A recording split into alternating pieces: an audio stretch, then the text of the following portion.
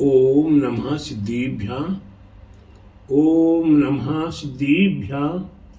ओम नमः सिद्धिभ्यां। मंगलम भगवान वीरो मंगलम गोतिमोगणी मंगलम कुंदी कुंद्यार्यो जीनिधरि मोस्तु मंगलम सर्वे मांगल मांगल्यम सर्वे कल्याणकारिकम प्रधानम सर्वधर्माणां जैनम जयतु शासिनम जैनम जयतु शासिनम जैनम जयतु शासिनम। बोलो अहिंसा में जिन धर्म की जय। बोले विश्व धर्म की जय। श्री मानव धर्म की जय। श्री महावीर भगवान की जय। श्रीमंदरादि विधि क्षेत्र के विद्वान बीती शंकर भगवान की जय। द्वादशांगी जीन वाणी माता की जय। बोले आचार्य गुरुवरिक स्वाठे परम तपस्वी गुणचरी परम ऋषि संत शिरोमणि 5 वर्ष की जल की त्यागी स्वतंत्र सेनानी ज्ञान वृद्धि तपो वृद्धि वयो वृद्धि वात्सल्य मूर्ति आचार्य श्री स्वाठे नेमी सगर जी महाराज की जय। भव्यात्माओं, हम जगत संसारी प्राणी ऐसी स्थान पे खड़े हुए हैं जिस स्थान पर आगे खाई पीछे कुआ। प्यारे बंधुओं, हमें विचार करना है कि हम अपने जीवन में क्या कर रहे हैं, क्या करना चाहिए। हमने अपने आप पर विचार नहीं किया। अपने आप पर हमने विचार न करते हुए जो मन में आया, ये हमारे पुण्य पाप का बिगड़ समझे हुए हमने जो मन मर्जी से कर लिया। प्यारे बंधुओं, हमारे आचार्यों ने कहा है, जान से अनजान से, ज्ञान से अज्ञान से, सोते हुए जागते हुए हमने मन वचन काया में अपने आप पर नियंत्रण नहीं रखा। मन वचन काया पर अगर हमने अपना नियंत्रण नहीं रखा, सो प्यारे बंधु उसका परिणाम क्या होता है? सावधानी हटी और दुर्घटना घटी। कोई गाड़ी चला रहा है, कोई गाड़ी चला रहा है और गाड़ी चलाते समय पल भर की चूक हुई, क्षण भर की चूक हुई, सो क्या होता है प्यारे बंधुओं? दुर्घटना घट जाती है और उस दुर्घटना के साथ साथ हम ही नहीं, हमारे संग साथ में और भी जितने व्यक्ति गाड़ी में हैं, उन्हें सब के तीव्र पाप कर्म का उदय आ जाता है और गाड़ी गड़बड़ा जाती है।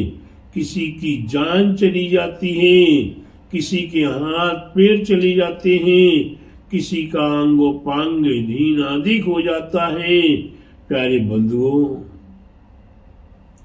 पल भर की क्षण भर की चूक ने ठीक उसी प्रकार यह दुर्घटना तो पल भर में इसी समय के लिए, इसी पर्याय के लिए हुई, लेकिन प्यारे बंधु ये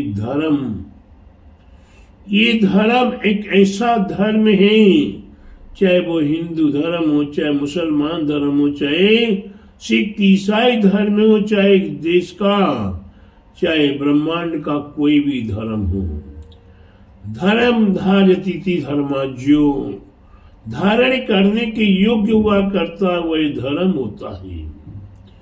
और नीतिकारों ने कहा भी है, धर्म कर संसार सुखी, धर्म कर निर्माण, और धर्म पंथ साधे बिना नर त्रियंच समान।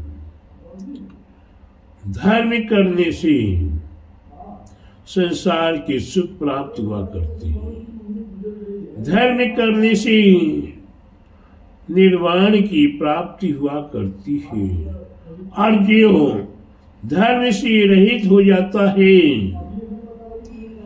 ये धर्म से रहित हो जाता है, वे इसे भूतल पर मनुष्य होता हुआ भी त्रियंच की समान होता है। ये वर्तमान में त्रियंच के समान हुआ, आगे भावांतर में कितने भवों तक भटकना पड़ेगा। छोटी सी बात बता रहा हूं, 5 पांडव थे, निमित्त योग से पुण्य के 5 के तीव्र पुण्य कर्म का उदय आया, जो साधु बन गए। साधु बनने के उपरांत कर्म निर्जरा हो रही है, ऐसी कर्म निर्जरा में मनुष्यकृत उपसर्ग आता है सामने से। यह मनुष्यकृत उपसर्ग आया तो 5 पांडवों के शरीर पर गरम गरम धगधगाते हुए लोहे के गहने पहनाए गए। अब 3 छोटे भाई तो सहन कर रहे हैं, दोनों 5 सहन कर रहे हैं, और 5 में 3 तो आत्मा में लीन हो गए, और 2 बड़े भाई आत्मा में लीन तो हो रहे हैं, लेकिन उन्हीं के मन में छोटा सा विकल्प है। क्या? छोटा सा विकल्प है कि हम तो बड़े हैं, हम तो सहन कर रहे हैं, हमारे छोटे भाई कैसे सहन कर रहे होंगे, उन्हीं का क्या होगा। ऐसा विचार करके उन दोनों ने तो अपने संसार से मुक्ति को प्राप्त होने वाले थे, लेकिन वह संसार में अटक कर रह गए। और शेष 3 भाई, छोटे भाई सहन करते हुए, आत्मा में लीन होते हुए परमात्मा पद को प्राप्त हो गए। प्यारे बंधुओं, ये केवल उनने कुछ नहीं किया, मन में ही भाव किए, ये संसार में उलझ गई। दीपैन महामुनिराज जी, अपने द्वारा हिंसा न हो, अपने द्वारा पाप न हो, ऐसी पवित्र भावनाओं के साथ दिगंबरी दीक्षा लिए। दिगंबरी दीक्षा लेने के उपरांत उनने पवित्र भाव किए और द्वारका छोड़कर चली गई। बिहार साधु क्या करते हैं, रमता जोगी बहता पानी, जिसका पानी भी चलता रहता है, शुद्ध पवित्र होता है। साधु भी निरंतर विचरण करते हैं। विचरण करते करते वह द्वारका के निकट पहुंचे, और द्वारका वासियों ने उनके ऊपर उपसर्ग करना शुरू किया, और उपसर्ग के वशीभूत हुए। दीपैन मुनि ने कुछ भी नहीं किया, उठ के कहीं आए गए नहीं, चले फिरे नहीं, किसी को कुछ कहा भी नहीं, केवल मात्र पल भर मन में विचार किया। वह विचार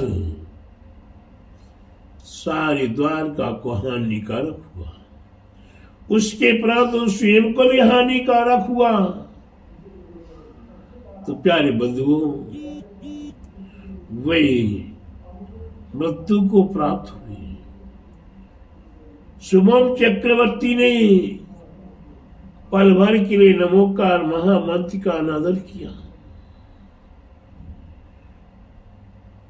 तो केवल मात्र है, मन में ही करने से इतना पाप हो रहा है, और उस पाप का परिणाम कितने भवांतर हमें झेलना पड़ेगा ये किसी को भी पता नहीं है।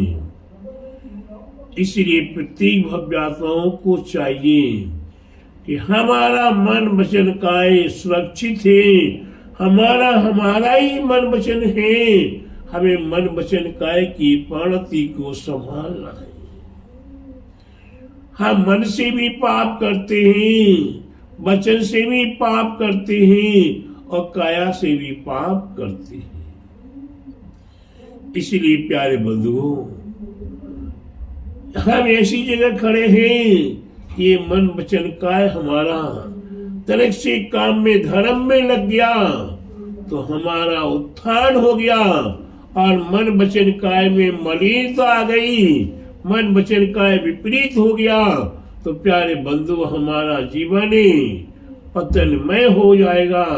इसलिए हमें अपने जीवन को उत्थानमय करना है, तो अपने मन वचन का बने नियंत्रण करते हुए अपने मन वचन काय को हम सही जगह पर लगा लें। हमारे पास धन मिला है, हमारा धन हमारे पास से जाना है, नियोग संयोग है, वह जाएगा। अब वह जाएगा तो कैसे जाएगा? वह या तो खाने पीने में खर्च किया जाएगा, या दान पुण्य में खर्च किया जाएगा, और नहीं आपने खाया, नहीं दान पुण्य किया। नीतिकार कहते धन की 3 गति होती है। क्या होती है? धन की 3 गति हुआ करती है प्यारे बंधुओं। चाहे राजा हो, चाहे महाराजा हो, चाहे धनाढ्य हो, चाहे कितने बड़े से बड़ा पूंजीपति हो, उस धन की 3 गति है, दान, भोग और नाश। तो लोभी का धन लावर खाए और बचे तो सरकारी चाहे। प्यारे बंधुओं, वे धन आपके पास से जाना है। आप किस रूप में जाएगा, क्या करके जाएगा? आप उसी धन के माध्यम से पुण्य कमा सकते हो, और उसी धन के माध्यम से पाप कमा सकते हो। वह आपके पास है, समय आपके पास मिला है। आप चौराहे पर खड़े हुए हैं, यहाँ जिनालय सामने दिखाई दे रहा है, सुंदर सुंदर मूर्तियां जिनालय में विराजमान हैं। सामने एक तरफ पिक्चर हॉल है। अब आप चौराहे पर खड़े हुए हैं, समय आपके पास 3-4 घंटे का है। अब आप विचार करते हैं कि हम क्या करें। कोई मित्र आता है, कोई कहता चलो भाई मंदिर, अच्छा आप चलो देखते हैं। दूसरा मित्र आता, भाई चलो हमारे साथ, हमने टिकट आपका ले लिया है, पिक्चर हॉल में चलते हैं। नहीं नहीं देखता हूं। अरे हमने आपका टिकट ले लिया ना, चलो ना आप। मंदिर छूट गया, पिक्चर हॉल में चली गई। प्यारे बंधुओं, उसी चौराहे पर खड़े खड़े आप मंदिर भी जा सकते थे, जहां असीम पुण्य का संचय कर सकते थे, जहां बैठकर आत्म साधना कर सकते थे, जहां बैठकर देवसाद गुरु की पूजा कर सकते थे, और जहां बैठकर आप मंत्र की आराधनाएं कर सकती थी, आत्म कल्याण के लिए आप स्वाध्याय कर सकते थे, लेकिन वह तो भूल गए, वह तो छूट गया और मित्र के सहयोग से कहाँ पहुंच गए? पिक्चर हॉल में पहुंच गए। अब पिक्चर हॉल में तो आप जानते ही क्या होगा। तो प्यारे बंधु, पिक्चर हॉल में आपको धर्म मिल गया, या आप क्लब में पहुंच गए, या किसी 5 स्टार होटल में पहुंच गए। तो प्यारे बंधु, आप चाहे क्लब में पहुंच जाओ, चाहे होटल में पहुंच जाओ, और चाहे पिक्चर हॉल पहुंच जाओ, वहां पुण्य प्राप्त होने वाला नहीं है, वहां आपको हित होने वाला नहीं है। वहां तो प्यारे बंधु पापाचार ही होगा, और वह पाप का विपाक जब सामने आएगा,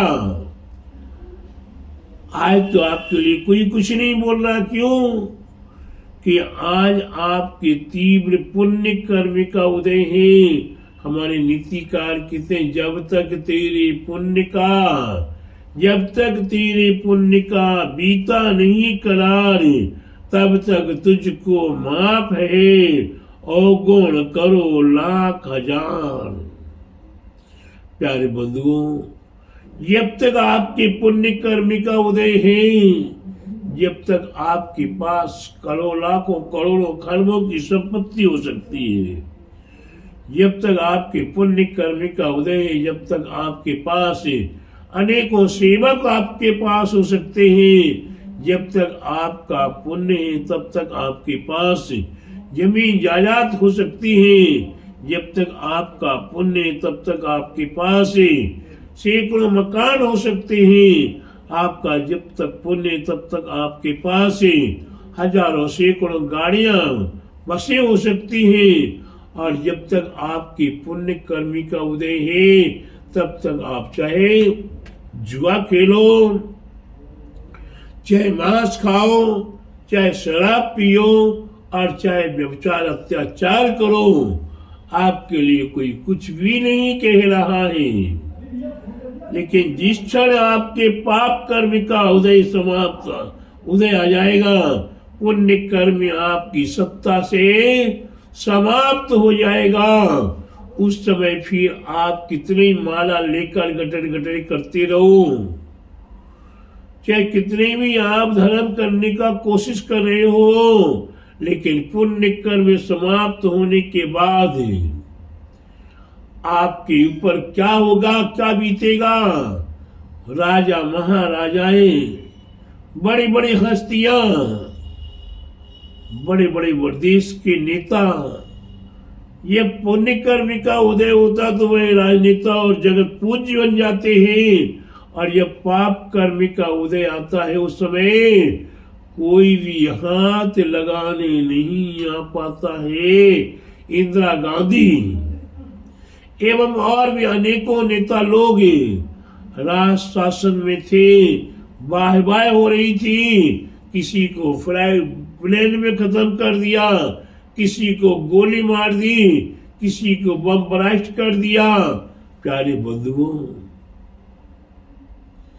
पाप कर्म का उदय, उस समय में ना माँ काम आई, ना बाप काम आया, ना भाई काम आया, ना देश का कोई भी हाथ लगाने आया। कितने भी मुंह से हट लो, ये प्यारे बंधुओं, हमें अपने आप को सोचना है, हमें अपने मन वचन काय को संभालना है, संभालना है। धन का उपयोग सदुपयोग करना है। यही हमारा आप सभी भव्य आत्माओं के लिए मंगल आशीर्वाद के रूप में वर्तमान पंच कल्याणक प्रतिष्ठा महोत्सव यहाँ 19 तारीख से श्री योग अवसर ऋषि मंडल विधान पद भगवान का मोक्ष कल्याणक का लड्डू, मुनीश विद्यनाथ भगवान का मोक्ष कल्याणक का लड्डू आचार्य गुरु नेमी सागर जी महाराज ने ऐसी अवसर पर ही अपना आचार्य पद का त्याग करें। उनने मेरे को प्रदान किया।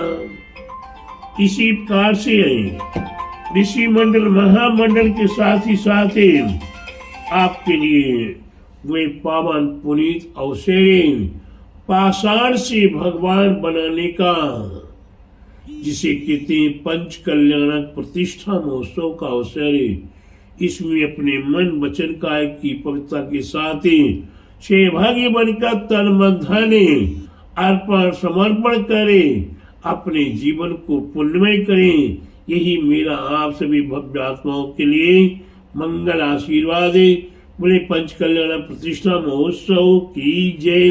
बोले ऋषि मंडल महामंडल विधान की जय। बोलो आचार्य गुरु 108 परम तपस्वी और चरी परम हितैषी संत शिरोमणि पंच वर्ष के जल के त्यागी सुदन सेनानी ज्ञान वृद्धि तपो वृद्धि वयो वृद्धि वात्सल्य मूर्ति आचार्य श्री 108 नेमी सागर जी महाराज की जय।